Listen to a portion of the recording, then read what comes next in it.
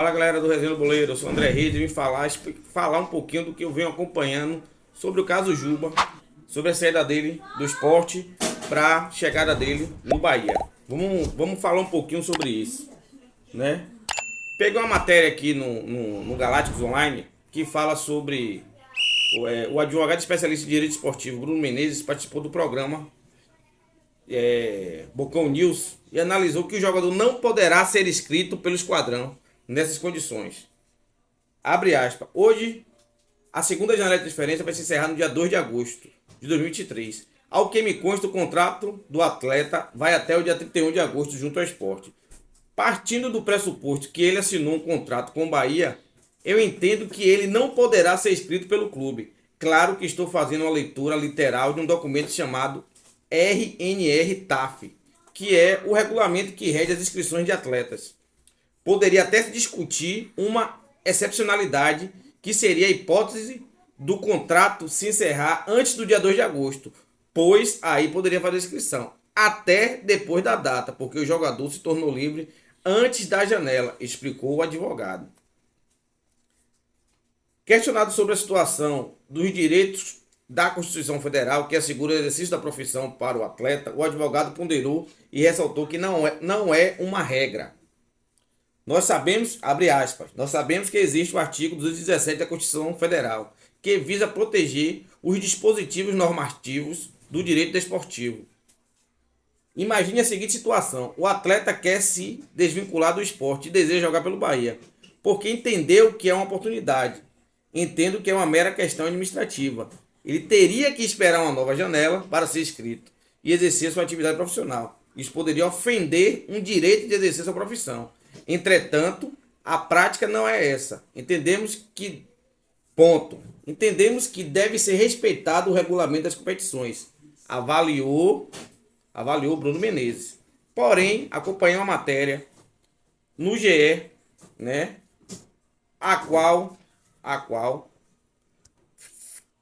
cita algo um pouco diferente, né, sobre o Luciano Juba poder jogar no Bahia.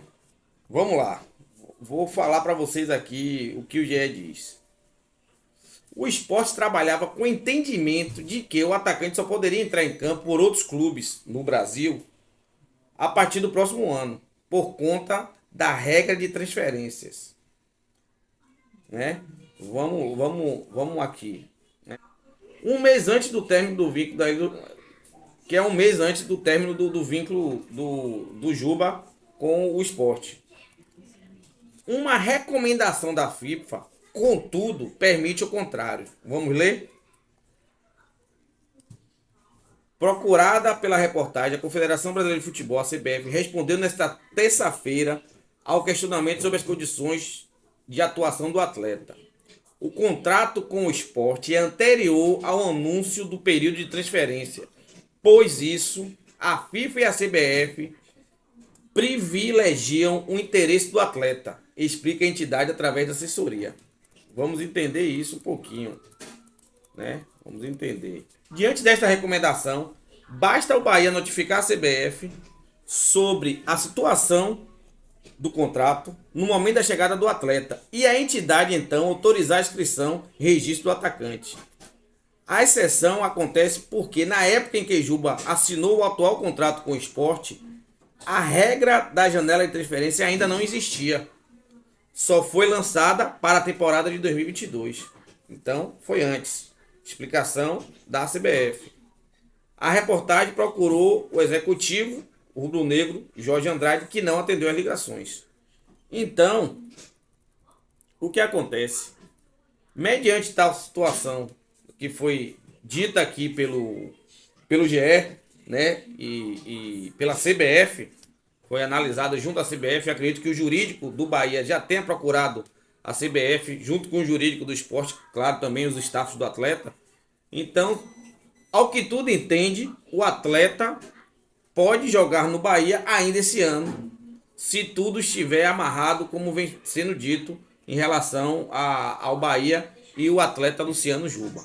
Beleza, gente? Foi só uma pincelada, né, sobre o que o GE diz, sobre o que os Galácticos diz, e eu estou passando para vocês aqui, para vocês também fazer a sua análise. Né? Então, Beijão, Nordeste é o mundo. Fiquem com Deus.